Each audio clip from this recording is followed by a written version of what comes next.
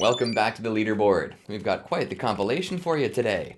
It involves games where you can throw a tidal wave of crap at someone, or maybe light a priest's crotch on fire, or perhaps fight against a particularly picky Lovecraftian Elder God. Also, Jared from Subway is there.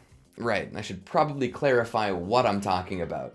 It's time for a South Park video games marathon. 5 videos breaking down facts, Easter eggs, secrets, and controversies about the ever-popular South Park RPGs, the Stick of Truth, and the Fractured But Whole. We'll kick things off with 107 facts about South Park: The Stick of Truth. Released all the way back in 2014, this turn-based game let players explore the world of South Park like never before. The writing for this licensed game was unlike anything anyone expected either, delivering top-notch jokes and storylines that rivaled the TV show itself. Let's hop right in.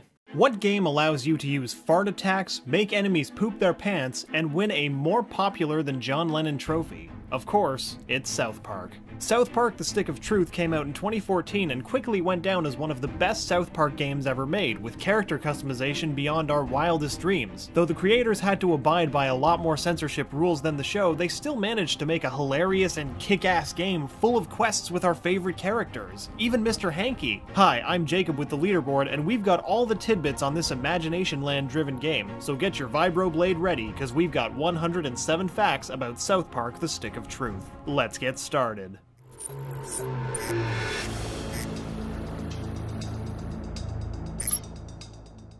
Fact number 1. South Park: The Stick of Truth is the 6th video game adaptation of the television series. It's the most highly rated game released because, as the saying goes, 6th time's the charm. Number 2. South Park: The Stick of Truth was developed by South Park creators Trey Parker and Matt Stone. The game, as well as the entire series, takes place in Colorado because it's the home state of Parker and Stone.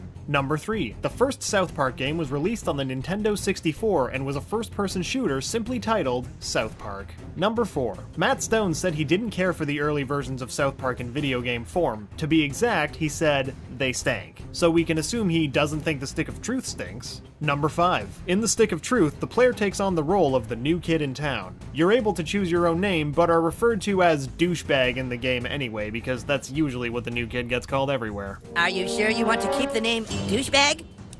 Very well, douchebag. Number 6. The game starts off in the imaginations of the town's kids with a battle that has been waged for over 1,000 years between humans and elves. This is in the spirit of things like Lord of the Rings or Dungeons and Dragons. Number 7. South Park: The Stick of Truth revolves around a stick that can control the universe. It's just a stick, though. The real magic comes from the children and the people who believe in it. Hey, kids might actually learn a valuable life lesson from this game after all. Number 8. This game has a classic RPG turn-based system. This system is most popularly known through the early Final Fantasy games. It's the type of fighting where, after an attack, you politely wait for your enemy to make a move. If only real-life fights work that way too. Number 9. The Stick of Truth battle system allows for friends to help out in the fight. You can unlock 6 buddies to explore the town with, and they're able to fight alongside you one at a time. Number 10. During the character creation part of the game, the player is only able to choose a male character. But in the next game in the series, South Park: The Fractured But Whole, the player will be able to choose between a male or female character. Number 11. One of the initial ideas for the Stick of Truth was for players to sneak past people's home security systems. This actually resulted in the development of the South Park episode Insecurity, which mocks security systems as big scams. Number 12. Ubisoft was the publisher of South Park: The Stick of Truth. Yes, the same Ubisoft that has published such games in the past as Watch Dogs, Assassin's Creed, and Far Cry. Number 13. Ubisoft will also be publishing the next game in the series, South Park: The Fractured But Whole, because of the success of the Stick of Truth, making this the second time Ubisoft will strike oil from the South Park well. Number 14. THQ was the previous publisher of South Park games before Ubisoft purchased them. Ubisoft spent $3.2 million to buy the rights during the THQ bankruptcy auction. Number 15. Before selling the South Park game franchise to Ubisoft, THQ had to legally make sure Trey Parker and Matt Stone were okay with who they sold it to. Sounds like common sense, but in the competitive world of business, you never know with some companies. Number 16. When asked about the game potentially going under with THQ before Ubisoft purchased it, Matt Stone and Trey Parker jokingly answered, "Oh good, it's over." Safe to say, they were happy with the switch. Number 17. The Stick of Truth won several IGN awards. It was IGN's choice for Best PS3 Game and Best Xbox 360 Game, as well as Funniest Game of the Year. Number 18. The lead designer for South Park The Stick of Truth was Matt McLean. McLean had previously worked on popular games such as Fallout New Vegas and Dungeon Siege 3. Number 19. There were two versions of South Park The Stick of Truth. The US version, which was made to be inappropriate, but the UK and Australia versions were clean. Well, as clean as South Park can get, that is. Number 20. South Park The Stick of Truth was released on PC, PlayStation 3, and Xbox 360. It's also been updated to be backwards compatible on current-gen consoles as well. Number 21. The game has a variety of villains like crab people, underpants gnomes, hippies, and aliens, giving an endless amount of odd things to fight not only in the game, but in your nightmares too. Number 22. South Park The Stick of Truth won 12 E3 awards. E3 is the Electronic Entertainment Expo, also known as Christmas for tech nerds. Number 23. At a Comic-Con panel in 2013, Trey Parker joked about the delay of the game being due to over-ambition. Parker said that South Park The Stick of Truth would have come out in the holiday season of 2032 if they had gone with their original script. Number 24. The game's original script was over 850 pages long. Developers insisted that it was too much content for one game to make, and DLC should be considered. Let's just say that Trey Parker shot that prospect down with a classic 4-letter retaliation. Even when just mentioning that story of the DLC at the panel, the audience groaned. And Trey and Matt like to go with what the fans want. Number 25. Eventually, a bunch of content was cut from the game. This included a battle with vampire kids, a quest to save Cartman's doll from the Gingers, a whole Christmas town, and a huge underground world where gnomes and crab people lived. Number 26. Mr. Hankey's home from the Christmas town was kept in as a side quest, but it was pretty close to getting chopped as well. No, not Mr. Hankey! Thankfully, sensible minds kept the talking piece of poo in the game. Number 27. The game gives the player the option to create a new kid and customize clothes, hair, and even scars. So if you ever wanted to know what a South Park version of yourself with a slash across the face would look like, this is the game for you. Number 28. In traditional RPG fashion, the Stick of Truth gives the player the opportunity to choose their class. But it is South Park, so you know there's going to be a tad bit of non-tradition. The player can choose between fighter, mage, thief, and Jew. Yep.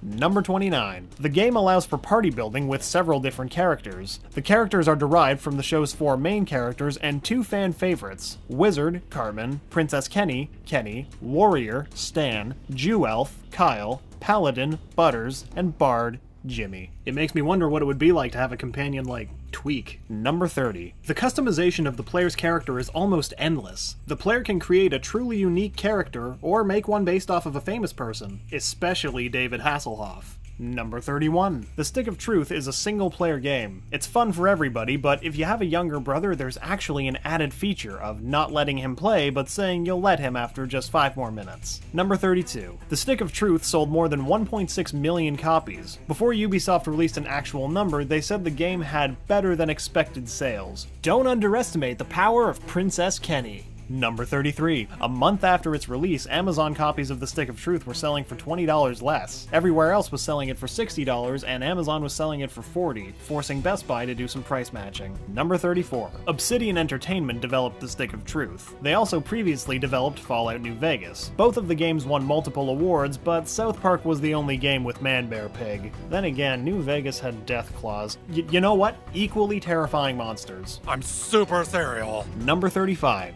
Obsidian Entertainment also developed the game Pillars of Eternity, which raised over $4.1 million in funding as a Kickstarter project. That's pretty good for a Kickstarter campaign. The fact that it isn't for a friend of a friend that wants to start a vintage ham radio store is an added bonus. Number 36. When initially approached with the game's concept over the phone in 2009, Obsidian Entertainment thought Parker and Stone were making a prank call. Turns out they were just huge fans of Obsidian's work and wanted them to be heavily involved in the game's creation. Number 37. The Stick of Truth's team maxed out at around 50 people. Taking a step back, you gotta admit that's pretty friggin' small, especially with all the over-ambitiousness. Number 38. Not surprisingly, The Stick of Truth went through some censorship. Its co-creator, Matt Stone, felt that what was being censored was mild enough for TV, but apparently games have different rules. It originally featured scenes involving anal probing and abortion. These things were censored in the European and Australian versions of the game. Number 39. Matt Stone felt felt they were able to come to a compromise in the censored versions of the game. The compromise was that they would censor the visual with an image of a face-palming statue or crying koala bear, along with a text box describing what was being censored. Number 40. Matt Stone believes that the video game was censored because, quote, there's an interactiveness that makes it different. Instead of watching something, the audience is taking part in it. Like watching someone bet their house versus being the person betting their house. It's pretty different. Number 41. South Park: The Stick of Truth was released on March 4th, 2014. It was, however, delayed in certain countries like Austria and Germany due to the game's use of an unconstitutional symbol, which referred to the game's use of a swastika. It was eventually censored and released worldwide. Number 42. Ubisoft had actually thought they removed all Nazi symbols from the German and Austrian versions of the game. Whoops. The Nazi symbol is not only looked down upon in Germany, but it's actually against the law to display it. Number 43. When Trey Parker found out that Germany wanted to censor the swastikas, his first thought was to just not release it in that country. He changed his mind when he thought of the Ubisoft employees and how it might affect them. Aw, thanks, Trey. Number 44. If the player picks the Jew class, it's pretty much like all the other classes in the game, except that there are certain special abilities that involve dreidels and have names like Jiu-Jitsu. Oh, and also Cartman says you two might not be able to be friends, but who really is friends with Cartman anyway? He's lying to you! Number 45. South Park: The Stick of Truth allows the player to go to the movies and listen to trailers for fake films. A recurring joke is a series of fake Rob Schneider movies. Some of them include Rob Schneider is a carrot, Rob Schneider is Kenny, and Rob Schneider is da-derp da-derp da-diddly derpy derpy dumb, rated PG-13, which all sound more interesting than an actual Rob Schneider movie anyway. Number 46. The Stick of Truth did very well among critics. Its lowest score on a scale of 1 to 10 was 7, and Joystick, who instead reviewed it on a 1 to 5 scale, gave it a 3.5. Number 47. The player goes on many quests throughout the game. One of these quests is to help Tweek's coffee shop by going to Kenny's house to get the special ingredient. This magical ingredient needed is crack. To make it more authentic, they even added crackheads to guard it, just like Smeagol in Lord of the Rings. Number 48. This game also has the traditional element of summon characters. These are special characters that can do a massive amount of damage when called upon. Think of your favorite Final Fantasy summon character, and it's exactly like that, but homeless and on PCP. Number 49. The Stick of Truth has 4 different summons. The main difference between these summons and other RPG summons is that they can only be used once during a fight, and they can't be used during boss fights. Oh, and also they're way more offensive and funnier than all other summons in every other RPG combined. Number 50. The 4 summons in the Stick of Truth are Mr. Hanky, Mr. Slave, Twong Lu Kim, the City Walk guy, and Jesus. Each summon must be unlocked through completing several tasks. Number 51. The summons all have their own abilities. Mr. Hanky attacks with a tidal wave of poop, Jesus uses heavy firearms, Twong Lu Kim fights in samurai armor while using a sword, and Mr. Slave inhales enemies through his butthole. And somehow all those fates sound scarier than any horror game I can think of at the moment. Number 52. Trey Parker and Matt Stone didn't only completely write the script of the game, but they also voiced their respective characters, making it a rare occasion of a video game being written and voiced by the same people. What was the last game to do that? Like, Pong? Number 53. The first character met in the game is Butters. After walking outside the house, the player will see Butters being attacked. The player then punches the attacker in the face, making Butters and the player best friends forever. Number 54. The tutorial starts off with the player having to choose a weapon from Clyde before the player is forced to fight Clyde, but Cartman is the one who actually teaches the player how to fight. And this is probably the nicest thing Cartman has ever done in South Park history. Number 55. In the Stick of Truth, the player is able to loot enemies that they defeat. Though this is a common function in RPG games, the loot highly differs in this one. It includes things like coffee, band-aids, and soda pop. Number 56. The name of the fortress in the game is Koopa Keep. It's located in Cartman's backyard, who is also the player's neighbor. Number 57. The Stick of Truth brings together the entire South Park universe. One of the first missions is to find the Great Warriors, Token, Craig, and Tweek. These are just 3 of the iconic South Park characters out of the dozens that are met and put to use. Number 58. Pre-ordering South Park: The Stick of Truth gave players access to exclusive costumes that feature special abilities. It was called the Ultimate Fellowship Pack, and the costumes included were Necromancer Sorcerer, Rogue Assassin, Ranger Elf, and Holy Defender. Number 59. A premium bundle was available and marketed as the Grand Wizard Edition. It was sold at a price of $80 and included the full game, a 6-inch Grand Wizard Cartman figure by Kid Robot, a Kingdom of South Park map, and the Ultimate Fellowship pack that was included in the pre-orders. Number 60. The Chinpokomon were collectibles in the Stick of Truth. In the game, the player had to find 30 different types of Chinpokomon. The fake franchise and creatures were created to parody Pokemon and were introduced in episode 11 of Season 3, wherein the Japanese government used the Chinpokomon to subliminally brainwash the kids into re-attacking Pearl Harbor. Number 61. There are 6 Chinpokomon that can only be captured once in the Stick of Truth. Those 6 are Roidrat, Beetlebot, Gunrilla, Feetoswami, Turdakin, and Shu. This added to the authenticity of the game because everyone knew that one kid in town who used his shoe as a toy. Poor guy. Number 62. Collecting all 30 Chinpokomon comes with a special prize. The player is rewarded with a friend request from the Chinpokomon Corporation, which is in turn needed for the more popular than John Lennon trophy. Number 63. As you make your way to collecting all 30, you will also unlock Poco Chinpoco and Chinpoco Loco. Does anybody else want El Pollo Loco right now? Number 64. South Park: The Stick of Truth added a social network feature. The player can add South Park friends that are met while playing quests and side quests. There are 121 friends to add in total. A 4th grader having 121 friends is pretty impressive. Most 4th graders only have one, and mine was imaginary. Number 65. There are 8 friends that you only get one chance to add on the social network. These characters are Clyde, Bill, Fosse, Lemmywinks, Sergeant Yates, Bishop of Banff, Ike, Big Gay Al, and the Chinpokomon Corporation. Missing any of these friends will prevent the player from getting the more popular than John Lennon trophy. And let's be honest, we all really want that trophy. Number 66. Though some of the quests in the game can be a bit crude, there are also some touching moments as well, like in the quest Beat Up Clyde when Ike gets hit and starts crying. The player must then light the firework nearby to cheer him up. Ike will then add you as his friend. Even in South Park, nobody wants to see a little Canadian boy cry. Number 67. Some of the friends to add are famous people and politicians that have been mimicked in the show. One of those people is former Vice President Al Gore. To add him as a friend, the player must activate the side quest, Man Bear Pig. Number 68. There are 153 weapons and costume parts in the Stick of Truth. Some of them may make the player's character stronger, while others are just added jokes. Number 69. Most of the weapons and costume parts can be collected while walking in free roam or by purchasing them, but there are several items that can be easily missed or that are only obtained in certain missions, like the underpants helmet, which is only available after defeating the 3 gnomes that the player fights after watching the new kid's parents have sex. Yes, you heard that right. The player has to watch the character's fictional parents do the deed. Please do not try this at home, kids, please! Number 70. The 153 weapons and costume parts are located pretty much everywhere throughout the game, even in some of the characters. Ugh. To get the Crown of Anal Pleasure, the player must go inside Mr. Slave to get it. Everybody loves a good field trip. Ugh.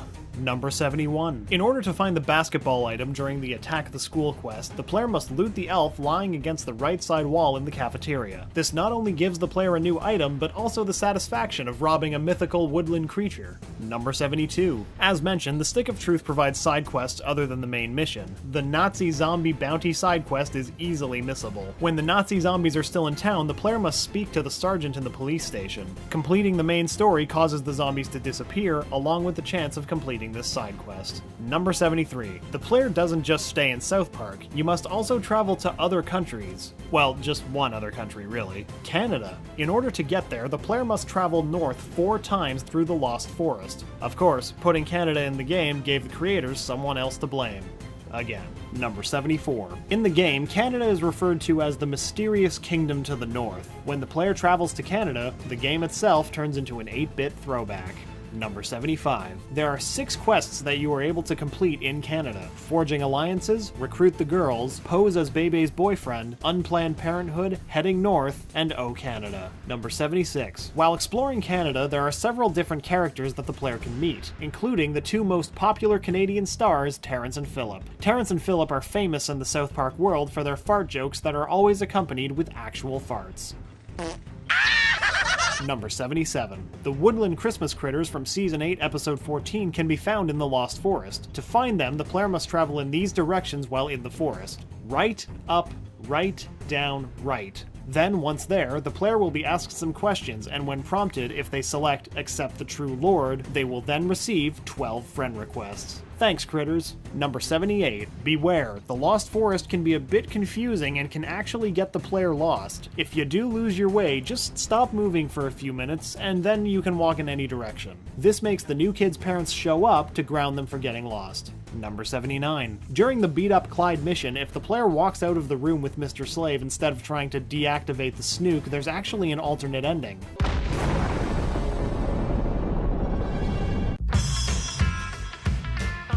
But who can pass up the opportunity to deactivate a thermonuclear device shoved inside Mr. Slave? Number 80. Things being shoved into Mr. Slave isn't a new idea. Mr. Slave swallowed Paris Hilton in Season 8, Episode 12 in the Stupid Spoiled Horror Video playset episode. This episode is where Mr. Slave got his summon power for the Stick of Truth. Number 81. There's an outstanding number of achievements and trophies for the game, and some of them break the fourth wall. The trophy, Too Far, is awarded when the player farts on the corpse of an aborted Nazi zombie fetus. It's pretty appropriately named. Number 82. As with items, there are 11 achievements that can be easily missed. These achievements only come around one time, like the Perverted achievement, which the player is only able to obtain while walking with the gnomes during the scene of the new kid's parents having sex. The player must come out of the wall onto the dresser in the Underpants Gnome segment during the deed, and also watch them for an extended period of time.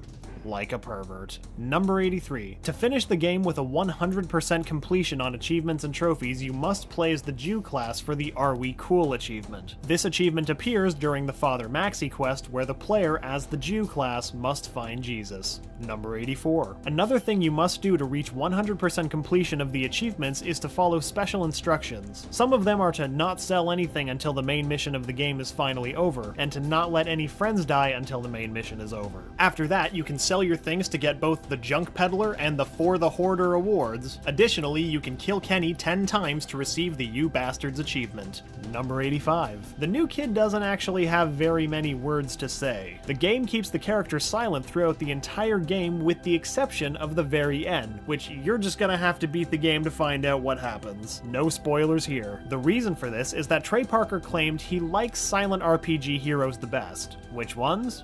Well, number 86. The silence of the new kid protagonist was inspired by Link from the Zelda series, because, you know, Trey and Matt are big Zelda nerds. Number 87. Though Ubisoft has a game network called Uplay, the Stick of Truth is not on it. Instead, it's available on Steam, a popular game client and network amongst players. Number 88. One of the mini-games in South Park The Stick of Truth is giving Randy an abortion while agents watch. If the player lets one of Randy's balls get caught, the agents shoot you. Pretty far flung from most other games. Jumping on Koopas, this is not. Number 89. The Stick of Truth forced creators Matt Stone and Trey Parker to make a detailed map of South Park, which they had never done in the show's history. Maps are always overlooked until you need one. Helps to have a map. Number 90. The map of Stick of Truth is meant to be interactive. It's very similar to the GTA 5 map. The only real difference is if you play GTA 5 with your grandma, you don't have to explain what a Nazi chef zombie is doing to 4th graders. Instead, you might have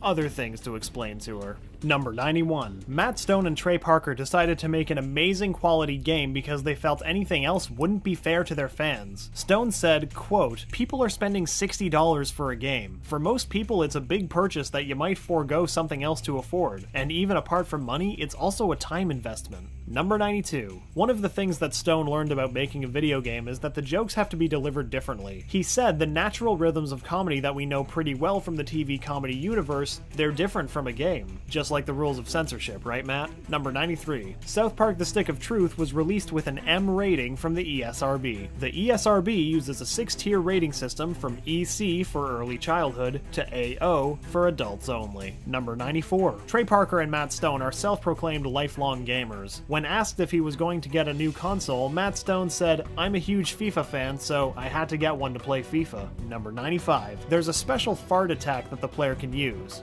Yup. The fart attack is called the Dragon Shout, which simulates all the fun that farting can be, and if you hold down the fart button, the new kid will fart forever. Number 96. There's a lot of practicality in the game design to make certain things like magic and bombs possible in a realistic way. For example, ice spells are displayed through the use of fire extinguishers, flares, fireworks are used for explosions, and cupped farts are used for bombs. Every 4th grader's dream. Number 97. Other characters in the party use special powers in combat. One of Jimmy's specials is called the Brown Note. Jimmy blows on a horn, causing enemies to poop their pants. Number 98. One of the most powerful weapons in the game is the Vibroblade. This is a dildo sword that becomes attainable late in the game, and you can find it inside Mr. Slave.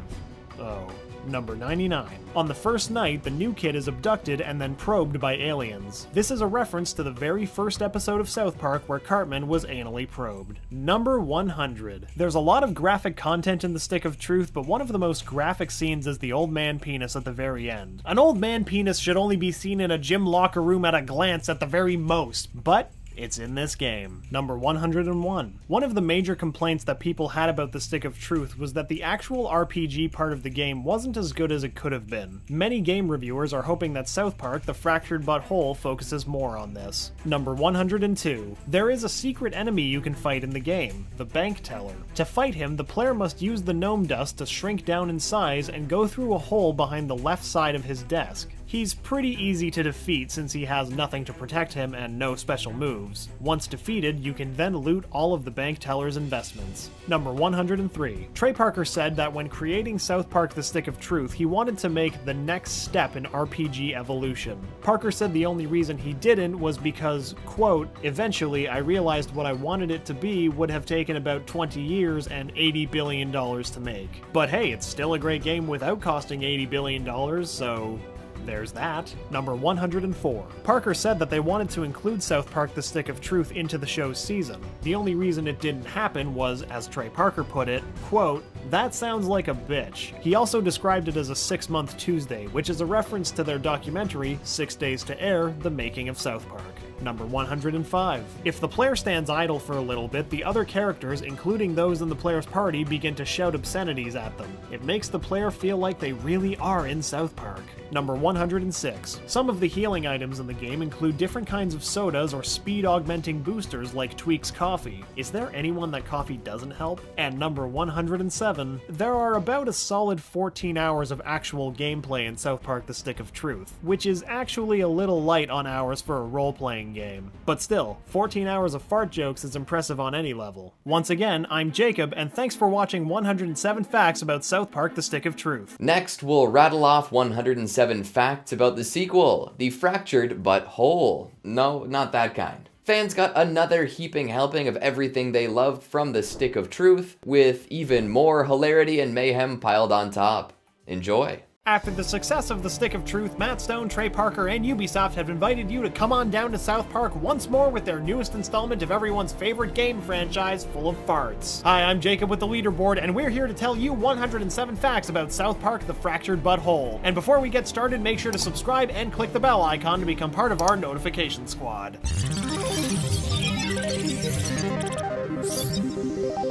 South Park's creators, Matt Stone and Trey Parker, said they learned so much from making The Stick of Truth that they felt they could make an even better game, and this motivated them to go and make The Fractured But Whole. The Fractured But Whole is the sequel to The Stick of Truth and picks up where The Stick of Truth left off. In fact, the very next day after. The story this time is that the kids have been playing superheroes but have gotten into a big fight about their franchise and are now in the Civil War phase of their superhero plot. Matt and Trey said their goal was to recreate that feeling of being a kid when you did things like put your underwear outside your pants and run around trying to save the town while pretending to be a superhero, implying that I don't still do that as an adult. The game references phases for their superheroes, which spoofs the phases that Marvel uses to structure and market their cinematic universe, but I don't think we'll ever see a Marvel movie with this caliber of fart jokes. Matt and Trey wanted to get into the idea of who you are in South Park and allow you as a player to define who you are. In the last game, you were cool because you rose to basically become king, but in this game, the kids have switched what they're playing, so you're back to just being a regular old douchebag again. While I can't really relate to the new kid in Stick of Truth, I can relate a whole lot to the being a lowly douchebag part. The creators also wanted to use the kids' changing genre and therefore your social standing to poke fun at the RPG convention of going back to being weak in the sequel even after you became so strong in the last game. Parker said that they needed to give the character the emotional motivation that every superhero has to go and fight crime. For your character, that's the emotional trauma of catching your parents having sex in the middle of the night, which, to be fair, would be much more traumatizing surprising than a bat phobia. Oh yeah, I guess Bruce did also have that whole murdered parents thing. Whatever, details. Stone explained that the appeal of the game is that it allows the audience to experience the town of South Park in a way that wouldn't be possible in the linear narrative of a TV show. The game was originally going to be titled The Butthole of Time, but retailers wouldn't put that title on a shelf. The Fractured Butthole was a play on words that Stone and Parker offered as a compromise so that no shop customers had to be confronted with buttholes if they didn't want to be. Ubisoft knew that the success of the Stick of Truth came from the authenticity of the South Park experience, and so giving gamers that authentic experience this time around was their goal from day one. While there have been a few episodes about the Coon and Friends superhero personas, they were limited to the main characters, Cartman as the Coon, Kenny as Mysterion, and all of the others. For the Fractured Butthole, however, the cast of heroes was expanded to include kids like Scott, aka Captain Diabetes, Dr. Timmy, and Jimmy as Fast Pass. Parker and Stone are both gamers, and had a very hands-on approach to the development of the Fractured Butthole. They brought the Ubisoft team into their earliest meetings when conceptualizing the game. While conceptualizing the game, Parker and Stone knew early on that they wanted it to be about superheroes, and that they wanted you to play as the same kid from the last game, because why not? Alter egos go a long way. According to the game developers, Parker is a hardcore RPG gamer and plays a lot of tabletop games. This meant it was easy for the developers and Parker to come up with a common shorthand while developing combat systems and other gameplay mechanics. Stone is more of an action gamer who doesn't want to be held back from cool experiences. This contrast to Parker helped the developers create a game that they think appeals to both hardcore and casual players. Unlike the Stick of Truth, which went through multiple publishers, the Fractured Butthole worked with Ubisoft from start to finish, meaning that the game was created with a consistent vision and team, and that Parker and Stone's vision didn't have to be censored in any way. Game director Jason Schroeder said that when he started working on the game, he had to fight his impulses as a fan. When he got scripts in, he initially didn't want to read them and get spoilers, but he obviously had to because he was working on the game. When developing the Fractured Butthole, Parker said that he watched a streamer play Stick of Truth to see a fan play the game and react in real time. Developers said that the camera was a challenge to figure out because South Park is shot like a camera over construction paper, and the game engine had to be able to match this when zooming out. While it may look simple, the hand-drawn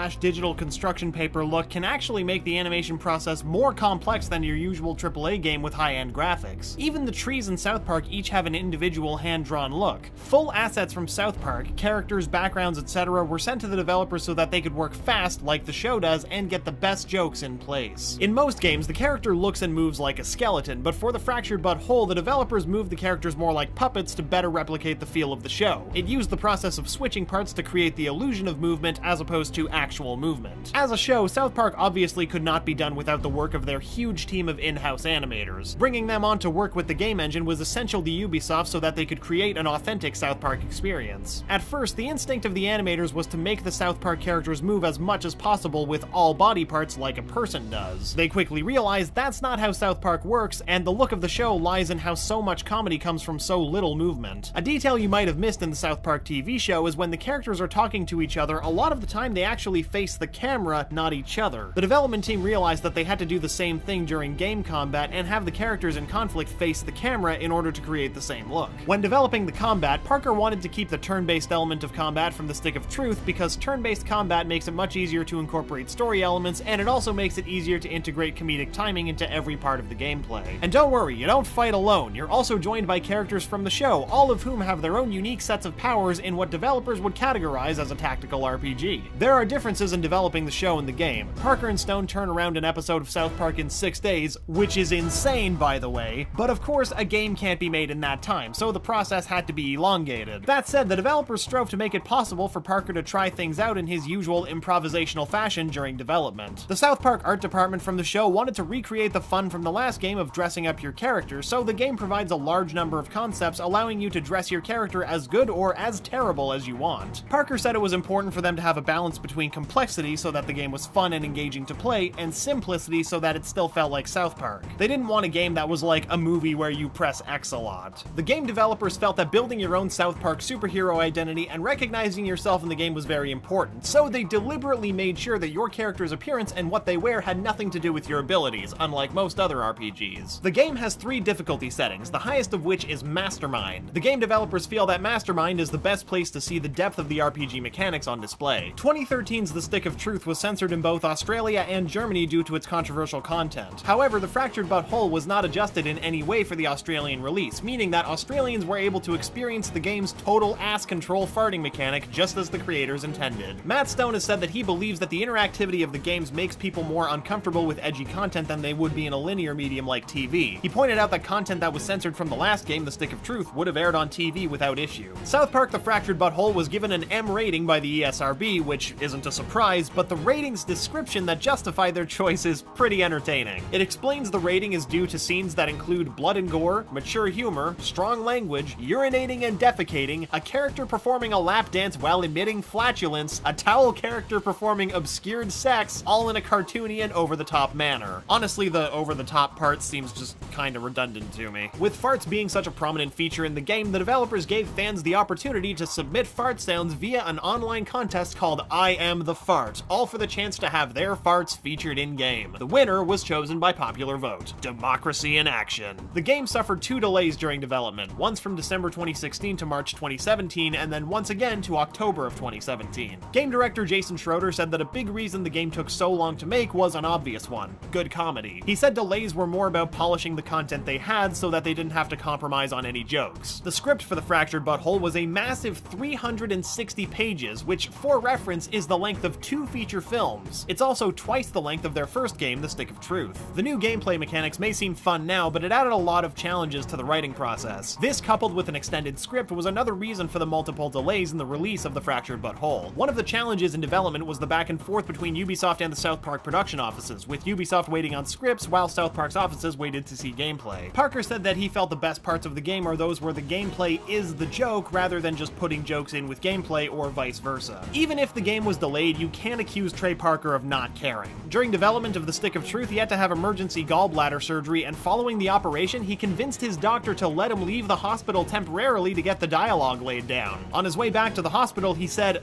"I just want this game to be sweet." Well, let me tell ya, that story sure is. One mistake that Stone felt they made with The Stick of Truth was that they set out to make Skyrim when they should have been making a more linear game. This time around, they were keen on avoiding this problem during development. Because of the fast turnaround for an episode of South Park, they can satirize things that happen just days before the episode airs. That wasn't quite possible with The Fractured But Whole, although they did manage to get jokes in about events that happened 2 or 3 months before release, which is pretty impressive for a video game timeline. Lead narrative designer Jolie Menzel said that letting Stone and Parker play early builds of the game was key to helping them realize their vision and articulate it to the team at Ubisoft. South Park's game engine, Snowdrop, is the same game engine that powers The Division, but that's probably where the similarities between the games end. Oh, other than snow, both games have that. While the game developers may have been working with cutting-edge software, Menzel said Stone and Parker wrote their scripts on Movie Magic Screenwriter, an ancient screenwriting program. Her guess is that they started using it when they worked together in college and just never stopped. The script for The Fractured But Whole was written by Stone and Parker like a traditional movie script, with the stage directions between dialogue being the action that Ubisoft's team would translate into gameplay. Ubisoft said that they saw themselves as the straight man in the process of collaborating with Stone and Parker, saying that they handled the punchlines while it was Ubisoft's job to set up the shots so they could slam it in.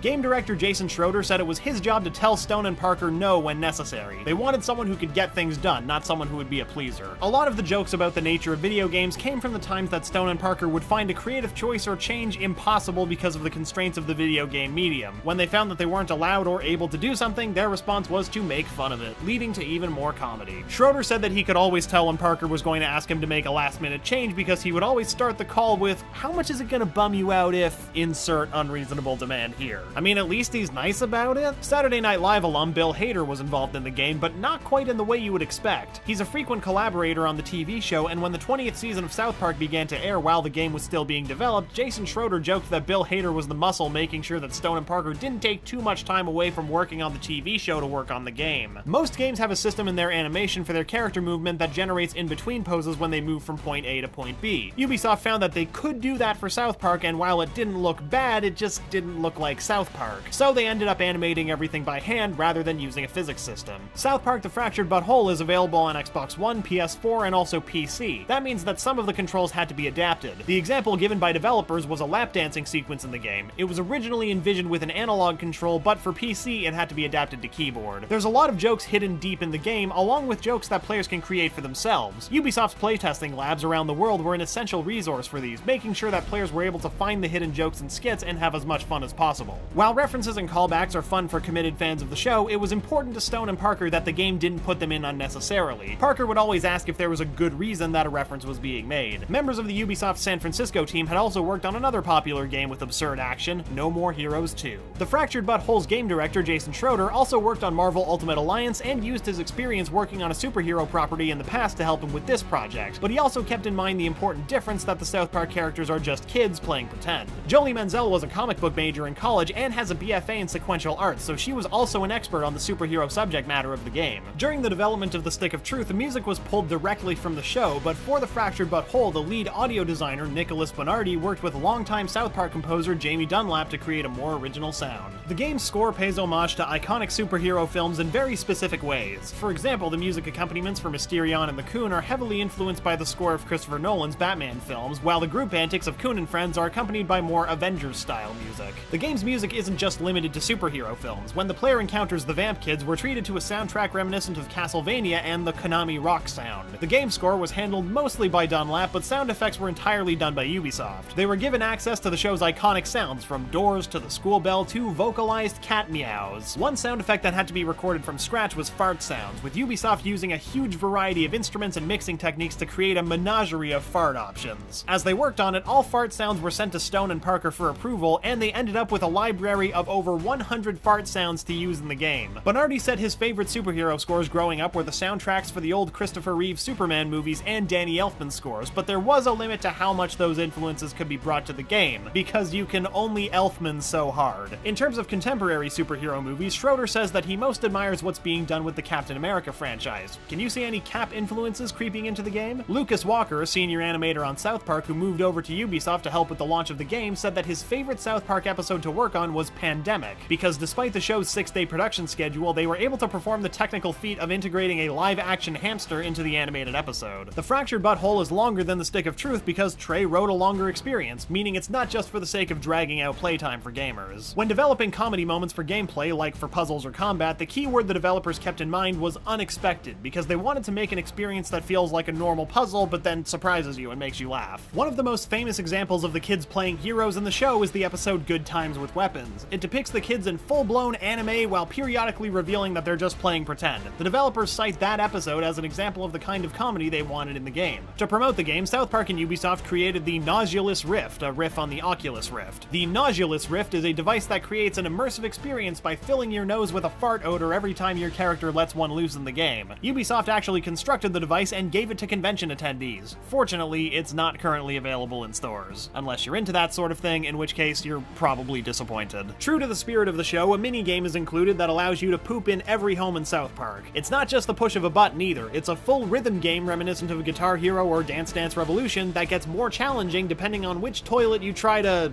conquer?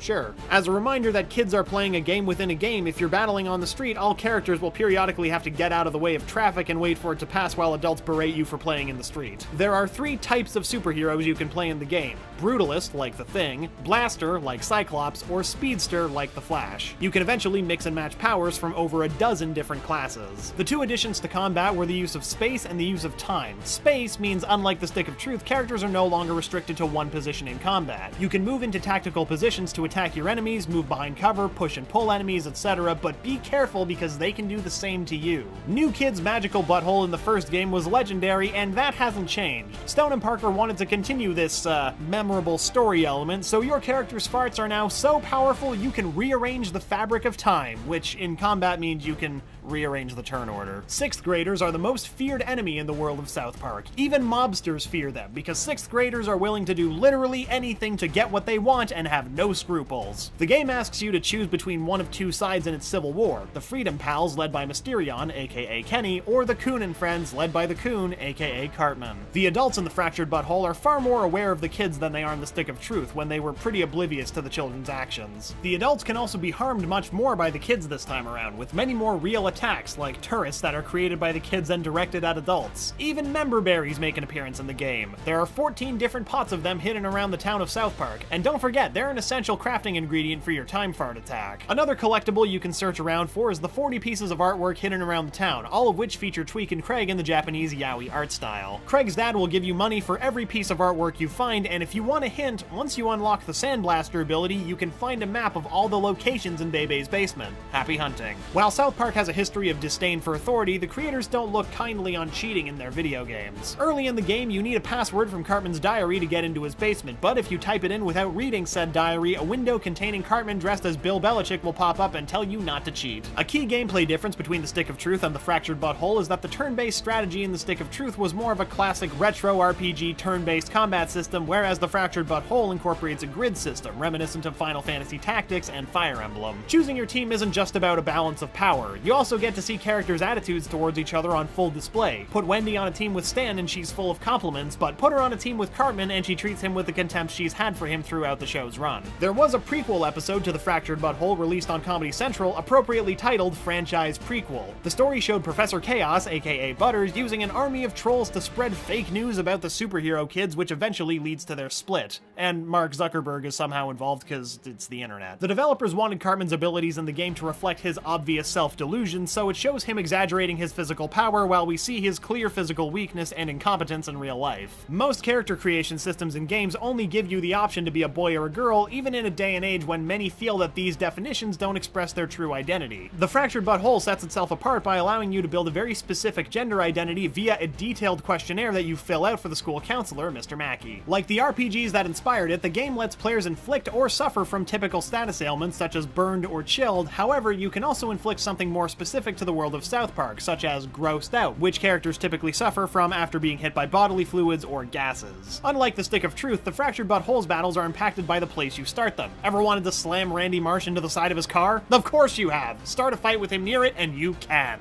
The game doesn't just spoof and give nods to superhero movies, but superhero games as well. The Fractured But Whole uses a detective mode to help the player examine their environment, a feature lifted directly from the popular Batman Arkham series. Your character sheet stats in South Park are mostly self-explanatory. Brawn is strength, dexterity affects your ranged attacks, but your magical abilities, instead of calling the stat mana or magica like most games, the Fractured But Whole calls the stat that measures your inner magical and special abilities spunk. Can't say I'm surprised in the slightest, really takes balls for them to change that. Kenny's inability to permanently die is perhaps South Park's most famous running gag. It's now repurposed for Kenny's superhero alter ego Mysterion, whose powers are that he can never die. Need a little extra help in the game? Special editions of the game, including the Collector's Edition, add a Towley feature, in which the popular character Towley will pop up at key moments in the game and advise you about your next steps. Fancy yourself a chef? This game allows you to use your farts to light a stove, which is a fun Easter egg with a practical application. Just don't try this at home. Please.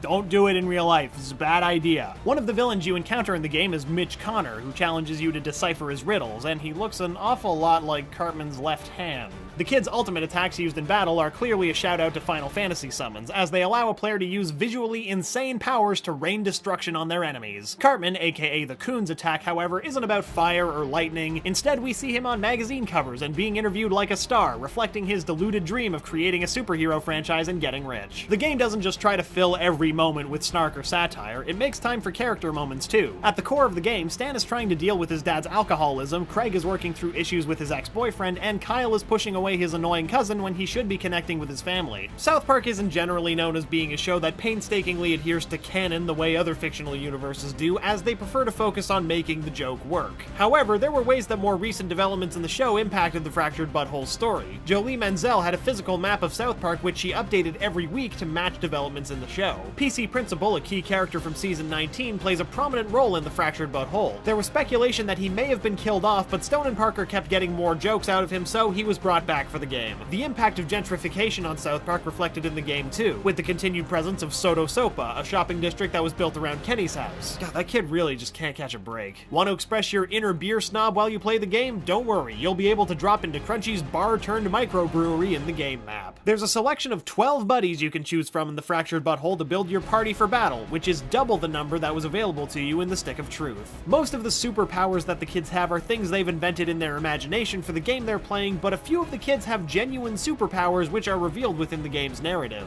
There are times when what happens in South Park might be seen as unfair and you have the rug pulled out from under you during gameplay, but the developers think that that doesn't matter as long as it's funny. Now that we've laid the groundwork for each game, why not dissect each one? We'll even compare the two. This is South Park: The Stick of Truth versus the Fractured But Whole. Then versus now. But just as PC culture engulfed the town of South Park in just a single season, a lot changed in the 3 years between the original South Park, The Stick of Truth, and its sequel. I'm your host, Jet Set with the Leaderboard, and this is South Park, The Stick of Truth versus The Fractured But Whole. Remember to subscribe and click the bell icon to become part of the notification squad.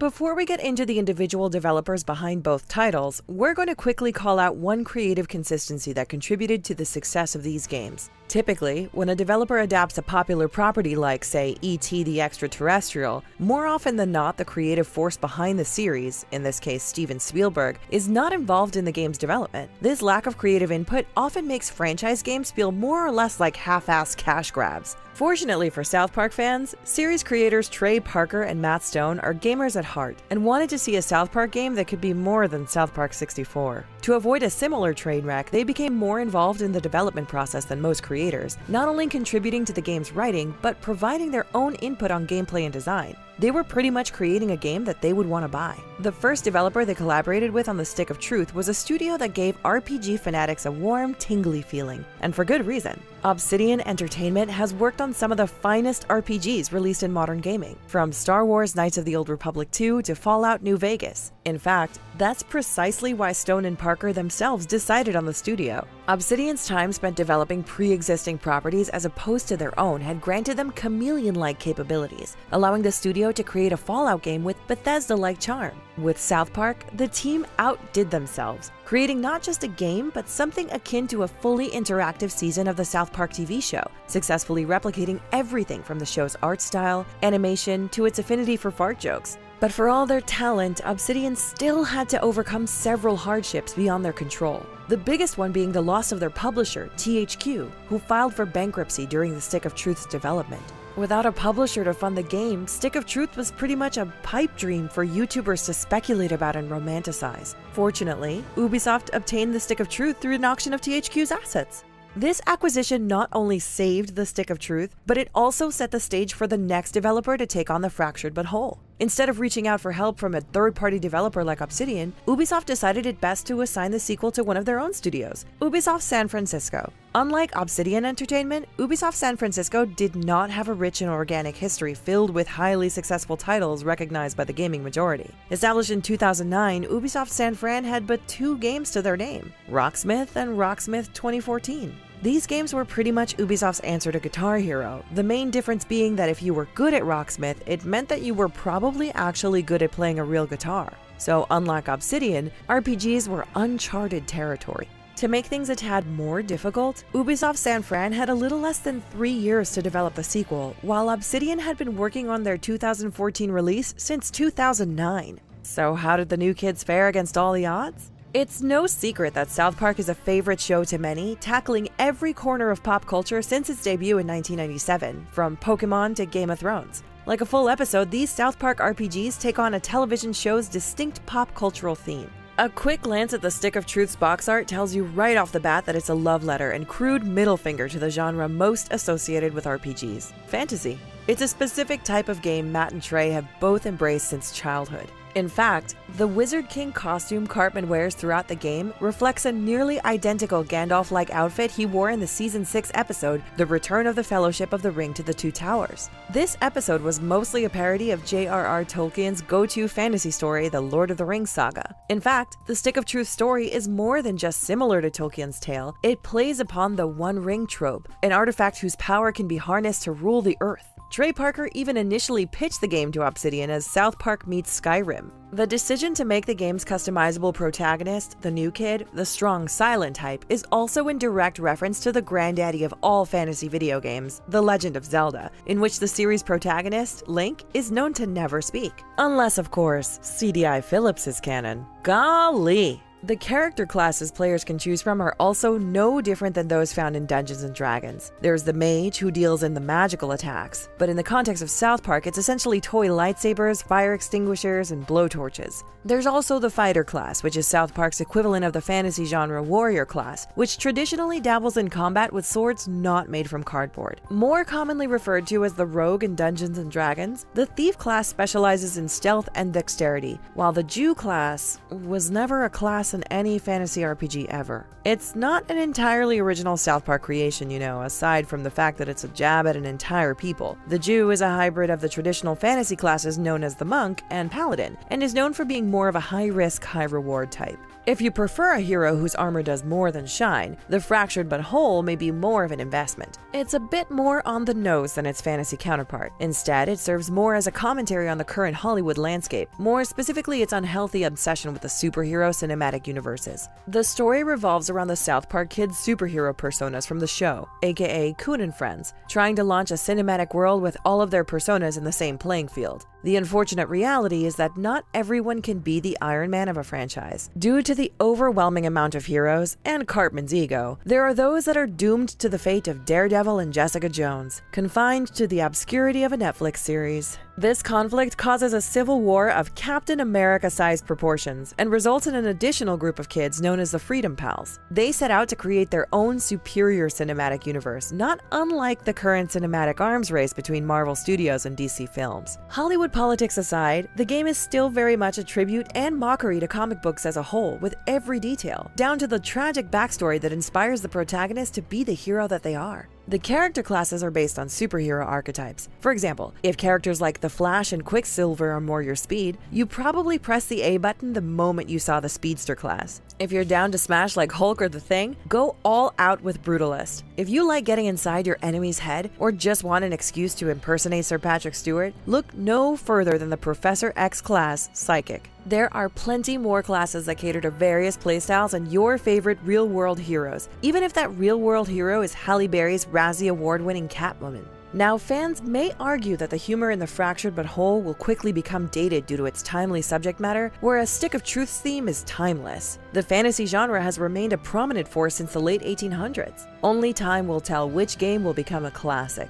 While it's true that Stick of Truth and Fractured But Whole are both RPGs, they are two different breeds that offer two very different experiences. Stick of Truth takes on the more traditional RPG gameplay most players think of for the genre, and that's turn-based RPG. You know, the one where the good guys and bad guys hate each other with a burning passion, yet have the politeness to allow their opponent the chance to strike them so long as they've waited their turn fair and square. While we've stated earlier that Skyrim was a significant influence on the game's design, some games served as a more prominent influence for more obvious reasons. For instance, the Paper Mario series, which is not only a turn-based RPG, but one that successfully blends 2D graphics with 3D and Z-axis. Another significant influence came from one of Nintendo's more obscure titles, Earthbound. Earthbound was obviously influential through its turn-based combat, but according to Parker, the overall aesthetic of the game was a big inspiration for the game's aesthetics. After all, the game follows Ness, a 13-year-old boy, who not only fights his foes with psychic abilities, but with everyday objects like baseball bats and yo-yos. This element has been replicated in the fighting styles of the children of South Park, albeit more realistic. Or fake? I mean, they use blowtorches instead of magical fire, and ketchup packets instead of real blood. Fractured But Whole aimed for a different approach with its core design philosophy. It's still the turn-based combat we all know and love, but with some extra dimensions. The battlefield contains a grid that players can move freely through to better position themselves for a strategic advantage. But forewarning you, no one is special. Enemies can position themselves just as players can. On a more exciting note, surprises are littered throughout the grid battlegrounds, and by surprises we mean environmental hazards that can mess you up if you're not careful. But hey, they can also screw over your foes as well. Different attacks have different ranges and effects on the grid. Depending on where players place their character, they can dodge attacks, or even perform moves that will knock enemies into one another or an ally. In other words, you can gain an edge in battle if you learn proper socio-political etiquette from new fan-favorite character, PC Principal, who can teach you how to properly identify microaggressions from your foes during battle. Identifying microaggressions will grant the player a free in-battle attack. Neat! Since its debut in 1997, South Park has made a name for itself by pushing the envelope of what they can put on television. And with the release of Stick of Truth, it's now challenging video games in the same way. Much like Comedy Central's reluctance to allow Matt and Trey to feature certain specific religious figures on the show, the game lost some of its battles when it came to its controversial sense of humor, at least outside the United States. Oddly enough, Ubisoft censored up to 7 scenes themselves, as opposed to giving in to censors, citing the choice as a market decision. In other words, they wanted to make sure they could make as much money as possible by appeasing the sensitivities of other countries. Censored scenes include the alien anal probe sequence and the stage in which the player can perform an abortion. The German version of the game was unique in that it had all allusions to Nazi zombies and Hitler removed because Germany has banned Nazi symbols.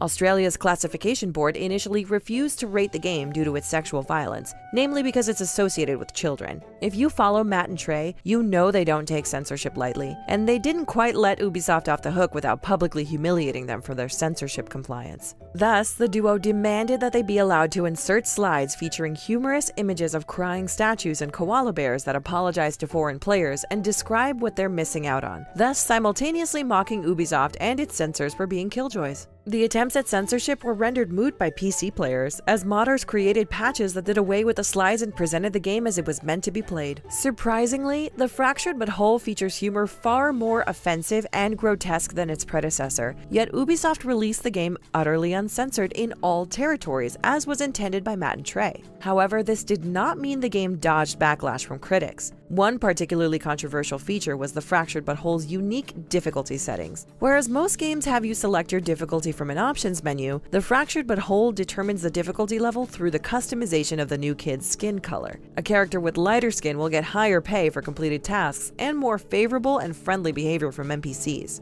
Making your character's skin darker makes for a more challenging experience, with dark-skinned characters earning less money and dealing with rude NPCs. The backlash wasn't nearly loud enough to pressure Ubisoft to change this part of the game, probably because South Park had been around for 20 years and people know that, while jokes come across as harsh, they open a dialogue about real-world issues. I mean, how many times has Kyle learned something today? And if you thought you knew everything there was to know about the fractured butthole, you'd be wrong. We've got even more facts and Easter eggs to get you a little bit closer to that completionist knowledge. The next 2 videos offer up even more information about this beloved South Park game.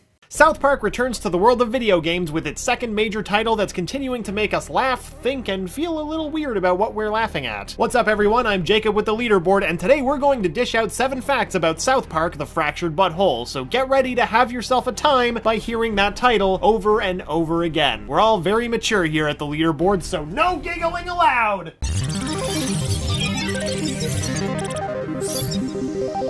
South Park The Fractured But Whole is the sequel to 2014's highly successful South Park The Stick of Truth. The game picks up right where the last one left off, but a lot happened behind the scenes before our favorite dirty-mouthed 4th graders could continue on whatever wacky, weird, and mildly disturbing journey they choose to go on next. Prior to South Park The Stick of Truth's release, Matt Stone and Trey Parker both stated that they would be interested in developing a sequel to The Stick of Truth depending on the game's success, and boy did that game succeed, selling well over 5 million copies. So naturally, it was decided that a sequel would be made. But it wasn't an easy road from being announced to actually hitting the shelves, as the game was delayed several times before its release. The Fractured But Whole was originally announced for a December 2016 release before that date was pushed back.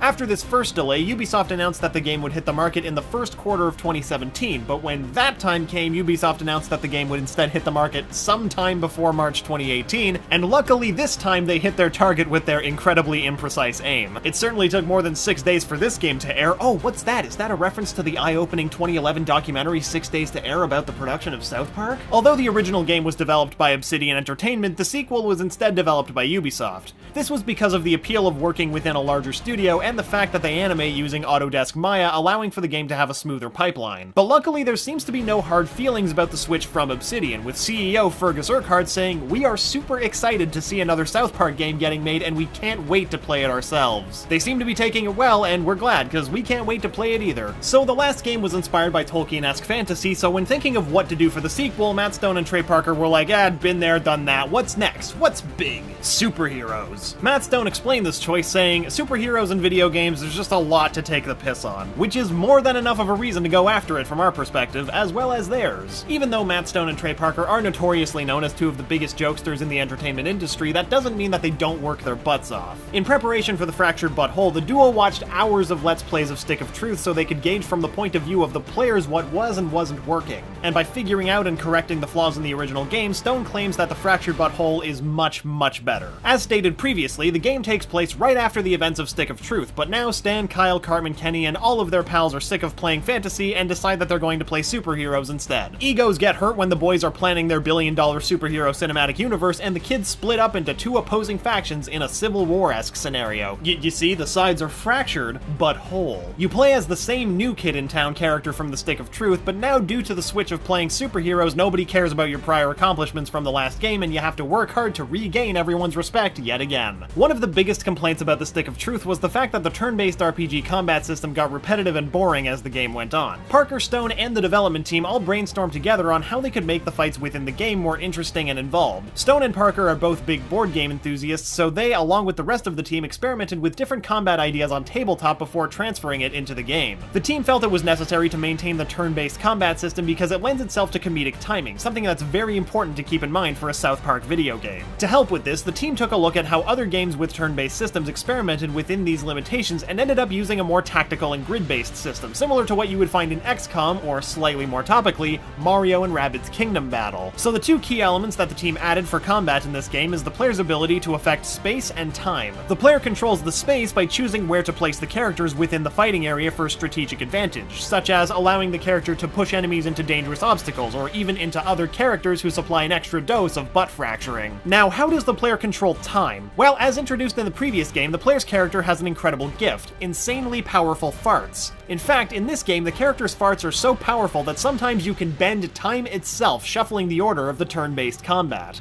Another piece of feedback the team received was a desire for a deeper character creation system. Many aspects of the character creator from the last game are relatively unchanged. In the last game, you were able to pick your character class from the choices of fighter, thief, mage, or Jew. Classic South Park. Similarly though, with a few more choices, you choose what powers your superhero will have, with the options of Brutalist, Blaster, Speedster, Elementalist, Gadgeteer, Mystic, Cyborg, Psychic, Assassin, Commander, Netherborn, and Karate Kid. One major difference in the Fractured But Whole is how it deals with gender. In the Stick of Truth, the player is only given the option of playing as a male character, but in the Fractured But Whole, you're allowed to create a female character that is still implied to be the same character who participated in the Stick of Truth. How is this done? Well, near the beginning of the game, your character visits Mr. Mackey, South Park Elementary's guidance counselor, to confirm the gender of your character. If you choose to create a female character, Mr. Mackey will awkwardly yet politely call your parents to explain that the school was under the misconception that your character was male and apologize. What's super cool is that you can also choose to have your character be gender neutral and lead to similar results. The game even acknowledges the difference between sex and gender, and after Mackey asks for your gender, he'll ask if you're cisgender or transgender. If you answer that you're transgender, Mackey will have another awkward yet polite conversation with your parents on the phone about how he was unaware of your situation, but supportive. Another major aspect of character creation added to this game is some pretty major racial commentary. The designers combined the sliders for the race of your character and the difficulty of the game so that the darker your character's skin tone is, the harder the difficulty of the game is. Though on this selection screen, Cartman clarifies, don't worry, this doesn't affect combat, just every other aspect of your whole life. What he's referring to specifically is that the difficulty you choose affects how people in the game treat you and how much money your character makes. Wow, things just got incredibly real. Gonna be honest, I think it's safe to say that none of us expected some of the most interesting character creation choices of recent years to be found in a South Park video game. But then again, isn't that unexpectedness what makes South Park so memorable? When making a comedic video game, the designers have to think about how the mechanics of the game tie into the comedy. Similarly, the writers have to think about how to write comedy within the context of a game. Somehow, Ubisoft and South Park Digital Studios made it work by designing a whole bunch of really cool game concepts that are also really funny. In the Stick of Truth, you were able to play a minigame in some bathrooms that would allow you to create projectiles by pooping in the toilet. This same minigame is brought back and expanded for the Fractured But Whole. In this game, you're allowed to poop in any toilet in all of South Park and play that fun pooping minigame, which is expanded to include all sorts of expert pooping techniques. The game also includes a side plot where you have to rise in popularity as a social media superhero superstar. You do this by increasing your number of followers on your Coonstagram account, the social media network named after Cartman's alter ego, the Coon. You gain followers by taking selfies with characters throughout the world, but people will only take a picture with you if you have a mutual friend with them. One of the highlights of this is that you can eventually take a picture with Morgan Freeman while he works at a Mexican fast food restaurant. Being that this is a video game based on a TV show, there are plenty of South Park Easter eggs to be found throughout the game. For example, a very popular episode from season 19 of South Park called Tweek and Craig is about the entirety of South Park becoming so infatuated with the idea of Tweek and Craig being in a homosexual relationship with one another. In reference to this, there is of course yaoi fan art of Tweek and Craig hidden throughout the game. Another little tidbit is that all of the child superheroes in the Fractured But Whole have previously appeared on the show. However, during most of the arc in which they assume these identities, identities, the identity of Mysterion is a mystery, hence the name Mysterion. Get it? It's a very subtle name. At the end of this arc, Mysterion is revealed to be Kenny, and in the announcement trailer for the game, Cartman just refers to Mysterion as Kenny, so I guess he's not so mysterious anymore. Another cool behind-the-scenes scoop is that the animators of The Fractured But Whole, as well as the Stick of Truth, were given the full library of South Park assets to work with. This means that the characters in the game are fully accurate to the design of the show, and this allows the developers to draw from a wider variety of characters, so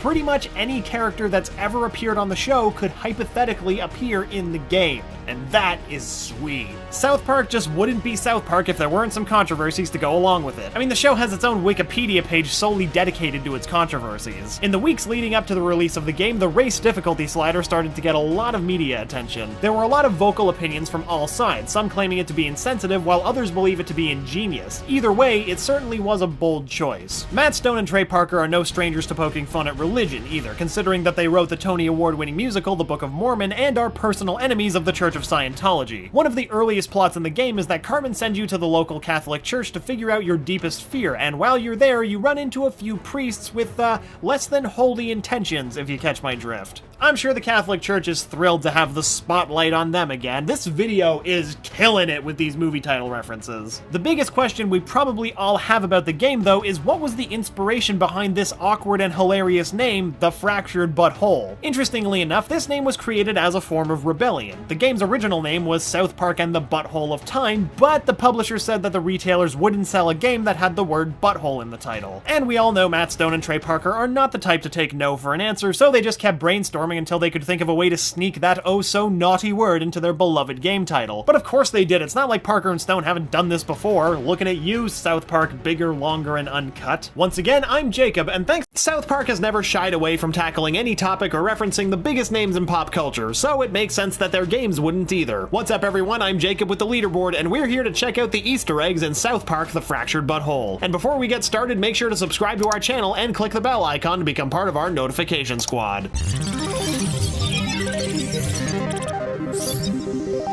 Bill Belichick. South Park: The Fractured But Whole quickly calls out any cheaters within the game. There are a handful of instances where you're required to input codes that are found through NPCs or notes in the game. Of course, in the age of the internet, it's so easy to just look up a code and input directly without having to spend time finding it. This is very doable in The Fractured But Whole as well, except that Cartman will call out anyone who does it. Well, it's Cartman dressed as New England Patriots head coach Bill Belichick. He pops up out of nowhere and he basically yells at you as if you were Tom Brady and asks if you'd rather be a cheater or actually play the game. Aside from it being a direct reference to Belichick, there's also a double jab thrown here at the Patriots themselves. In 2007, the Patriots were the center of a controversy in which they were caught videotaping the New York Jets defensive coaches during a game, a fiasco that was eventually known as Spygate. Later, in 2015, the Patriots found themselves in the midst of another controversy with the now infamous Deflategate. They won a playoff game by a decisive 45-7 victory, and it was later found out that the footballs used for the Patriots on offense were slightly deflated, which made throwing the ball easier. All of that has now led to Cartman dressed as Bill Belichick yelling at you in a video game for cheating. The Thrift Shop. At the Sloppy Seconds Thrift Shop in Fractured, there is a bounty of Easter eggs hidden within the store. Ash Ketchum must frequent the store since his jacket is hanging off one of the dressing room doors and his hat is displayed on one of the clothing racks. Fred Flintstone's orange romper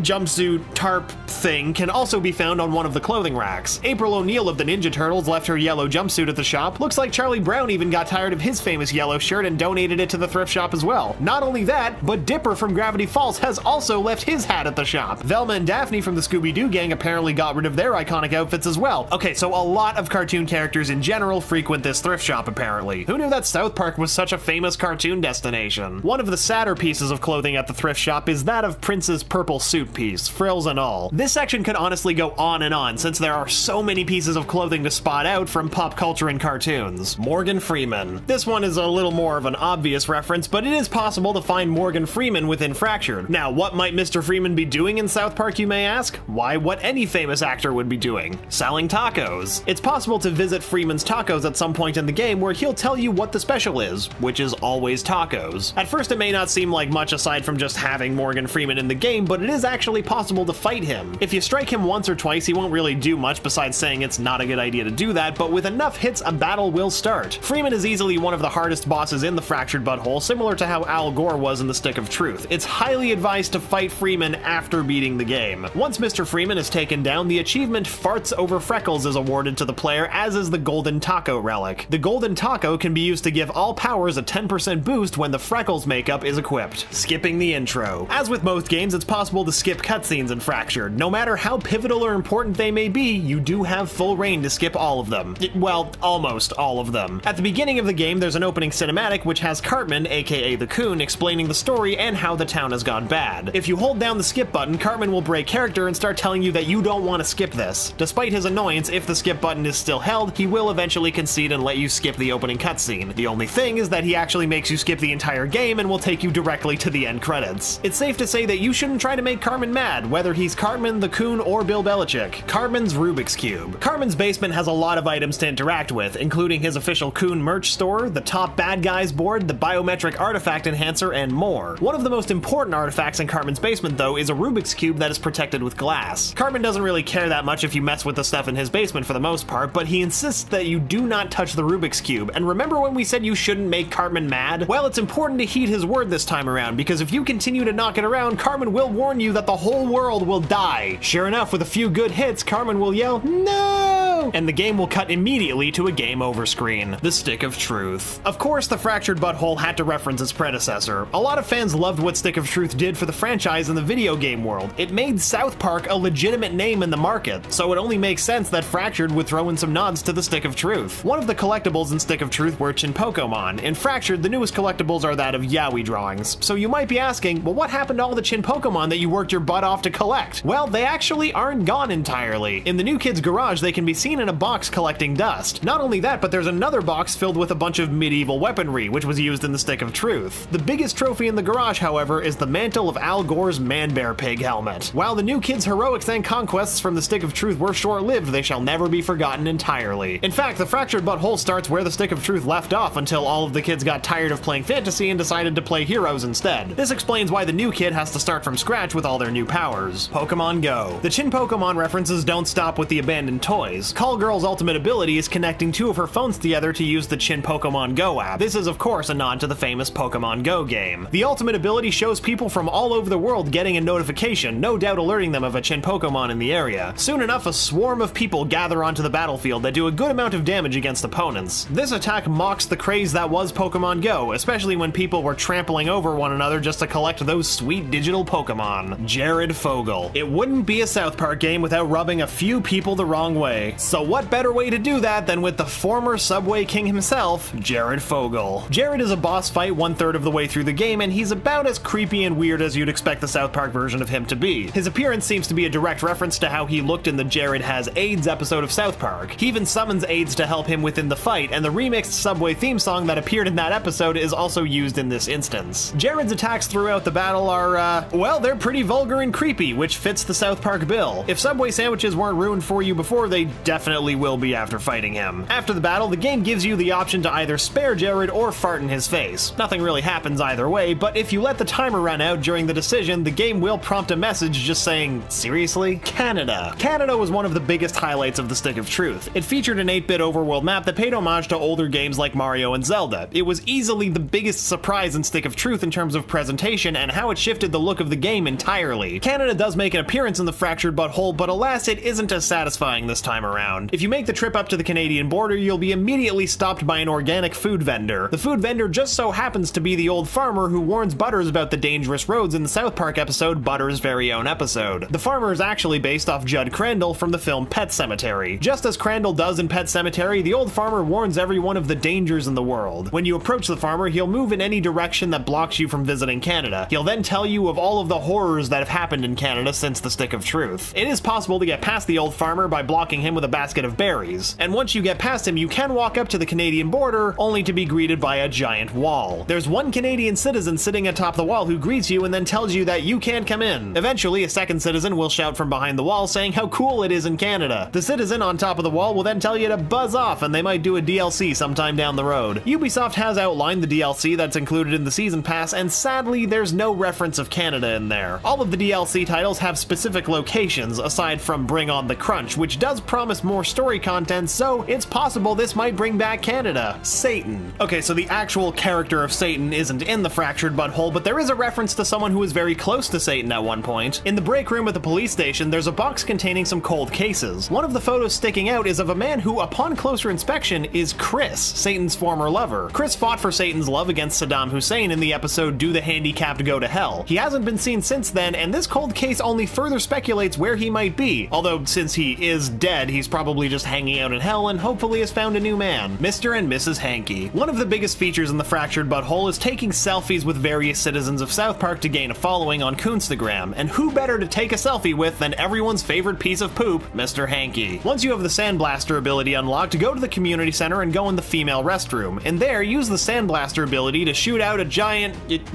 poop to free Mr. Hankey. He'll thank you for rescuing him and will happily take a selfie with you. Once the selfie is taken, he leaves you to tend to his children. It's also possible to meet everyone's slightly less favorite piece of poop, Mrs. Hankey. At Stan's house, use the Sandblaster ability yet again outside the bathroom and the room will be engulfed in poop. Mrs. Hankey will appear by the toilet and be in shock since she was hanging out in a U-bend. She'll also take a selfie with you to gain your popularity with the all-important poop demographic. And with that, we're all wrapped up. Hopefully none of the grosser bits made you feel too nauseous, but hey, that's South Park. If you can't handle the vomit-covered broccoli, well, stay out of the kitchen. Or something like that. Maybe we should just keep vomit and kitchens totally separate. So, what did you think of the video? Did you learn anything new about these games? Are you still holding out for a three-peat? Make sure you let me know down in the comments and subscribe to the Leaderboard for more like this. Thanks for watching, and we'll see you next time.